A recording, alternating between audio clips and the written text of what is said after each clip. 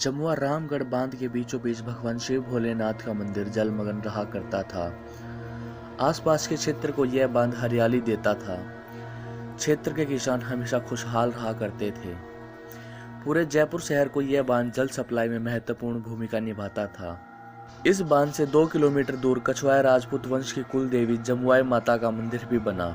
इस मंदिर के कारण इस स्थान को जमुआई रामगढ़ कहा जाने लगा। मगर आज सरकार की लापरवाही और भूमाफियाओं के द्वारा रामगढ़ बांध एकदम सूख गया है, जिसके कारण क्षेत्र की हरियाली और जलाशय के जंगली जीव जंतु धीरे धीरे लुप्त हो गए। आज स्थिति यह है कि दूर दूर जहां तक आपकी नजर जाएगी वहां तक आपको जल की एक भी बूंद नजर नहीं आएगी।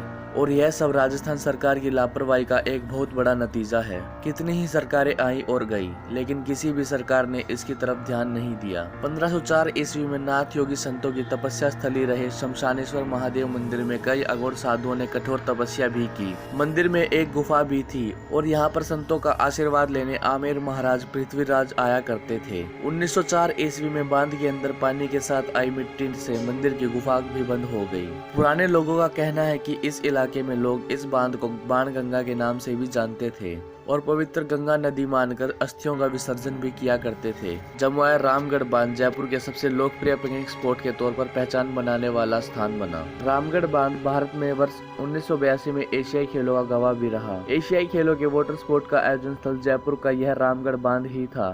खेलों के आयोजन स्थल के तौर पर रामगढ़ बांध जयपुर को एशिया में विशेष पहचान दिलाई थी, लेकिन अब इसका हाल देखकर कोई नहीं कह सकता कि यहाँ इतना बड़ा आयोजन भी हुआ था। मैडम परिचय दीजिए अपना। मेरा नाम सरिता योगी है और पिछले 19 सालों से मैं जमुआ रामगढ़ में काम कर रही हूँ। ये कौन सी जगह है मेरे बारे में बताएंगे? रामगढ़ बांध है जो जयपुर जिले को बरसों से पानी सप्लाई कर रहा था, लेकिन पिछले 20 सालों से बारिश की कमी होना और इस बांध के अंदर जो एक्रोचमेंट जो कर लिया लोगों ने, इस पे जो अतिक्रमण कर रखा है, ये अतिक्रमण की वजह से जितनी सी भी बारिश होती है उतना पानी भी बांध में नहीं आ पाता है। कुछ राजनीतिक कारणों से किसी भी तरीके से जो बांध के भराव क्षेत्र में या बांध से जो पानी आने वाला क्षेत्र है, यहाँ जो अतिक्रमण है यदि ये हटता है और राजस्थान सरकार या भारत सरकार इसको किसी भी नदी से जोड़ती है, पंजाब और हरियाणा हमारे नज़दीक है, तो जिन भी नदियों से यदि इनको जोड़ा जाए तो यहाँ की जनता को पानी मिलेगा, फसल करने के लिए पानी मिलेगा। क्योंकि पिछले 20 सालों से जमुआ रामगढ़ बांध के आसपास के लोगों की स्थिति बहुत ही दयनीय हो गई, क्योंकि उनकी पूरी जीविका इसी बांध के पानी पे टिकी हुई थी। गन्ने की फसल थी, कृषि पे आधारित लोग हैं इस बांध के आसपास जितने भी गांव हैं। पूरी जमुआ रामगढ़ तहसील ही नहीं, पूरा जयपुर जिला इस बांध के पानी पे जीवित था और आज पानी की स्थिति बहुत ही बेकार है। लोगों के पास खेती तो दूर, पीने तक के लिए पानी नहीं है। इस समय बारिश के समय में तो पानी आता होगा, जैसे बरसात काफ़ी आती है अब इस समय में तो पहले भी बारिश के समय में पानी इकट्ठा होता होगा और अभी भी बारिश का पानी तो वो बर्बाद ही हो रहा होगा। नहीं, पहले के समय में जब बारिश आती थी तो भराव जो बंधे का क्षेत्र है वो उसमें कोई अतिक्रमण नहीं था, लेकिन आज बाणगंगा नदी इसके अंदर आती है तो विराटनगर से लेकर यहाँ तक बाणगंगा ताला होते हुए जब बाणगंगा नदी आती है, इसके बीच में इतने अतिक्रमण हो गए हैं कि पानी यहाँ तक पहुँचता ही नहीं है।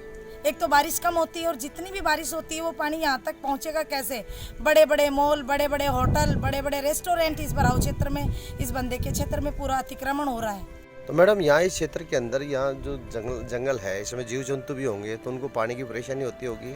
यहाँ बहुत ही सुंदर प्राणी, शेर भी है, नील, सारे जो जंगली जानवर जितने भी हैं सब यहाँ हैं, लेकिन पानी के लिए सब इधर उधर भटकते हैं और उनकी प्रजातियाँ आज यहाँ से लुप्त होती जा रही हैं।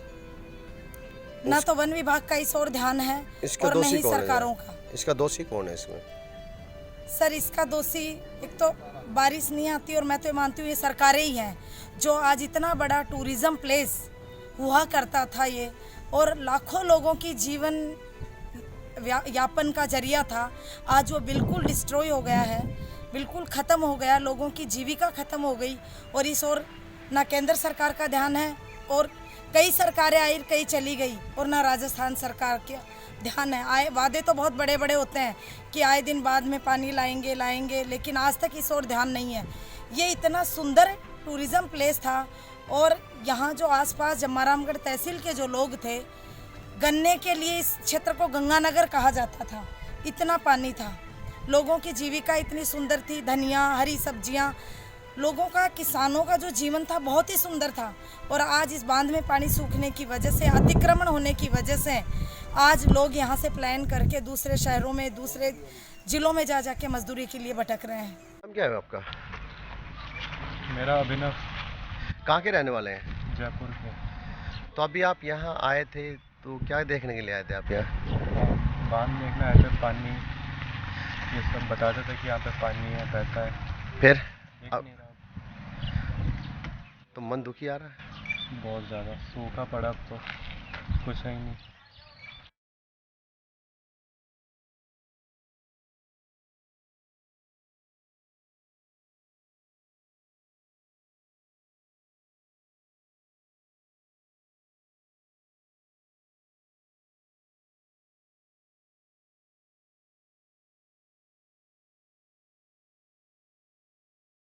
सर, मैं चितरमल प्रजापति हूँ। जम्मारामगढ़ तहसील पंचायत खरकड़ा खराना गांव का रहने वाला हूँ। एक किसान का बेटा हूँ। किसान में मैं खेती करता हूँ और खेती, मेरे पिताजी भी खेती करते थे।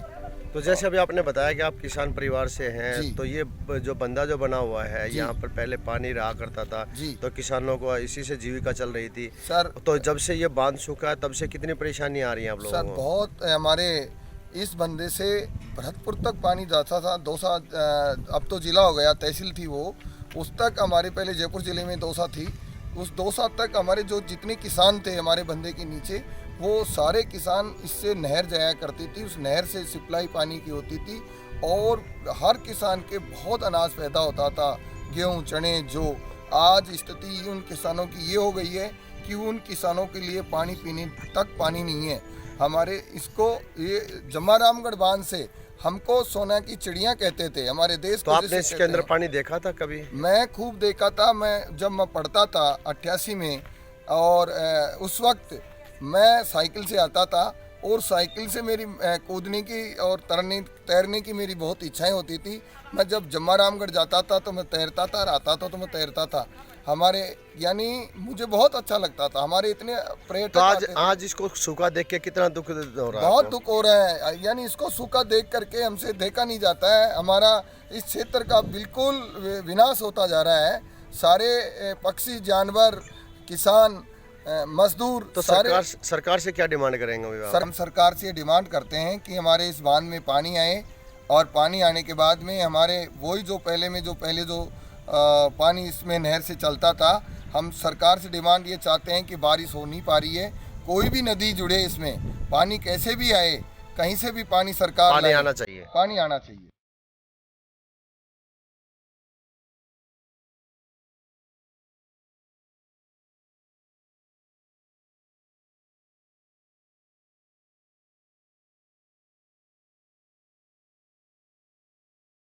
क्या आपका? शावरमल, कहाँ के रहने वाले हैं आप? जयपुर के, आमेर के। तो अभी आप ये कहाँ आए थे? ये जो बंदा देखने के लिए आए थे। मैंने कहा थोड़ा बहुत पानी मिलेगा, कुछ भी नहीं है इसमें। तो अब मन कैसे कर रहा है अभी आपका? मन दुखी हो रहा है।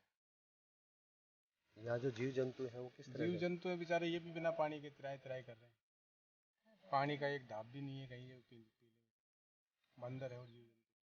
रामगढ़ बांध के साथ साथ जयपुर के लोगों को इसके पुराने दिन लौटने का इंतजार है। देखना होगा आखिर कौन सी सरकार इस पर पहल करती है और दोबारा इस बांध को जल्द से भर देने का संकल्प उठाती है।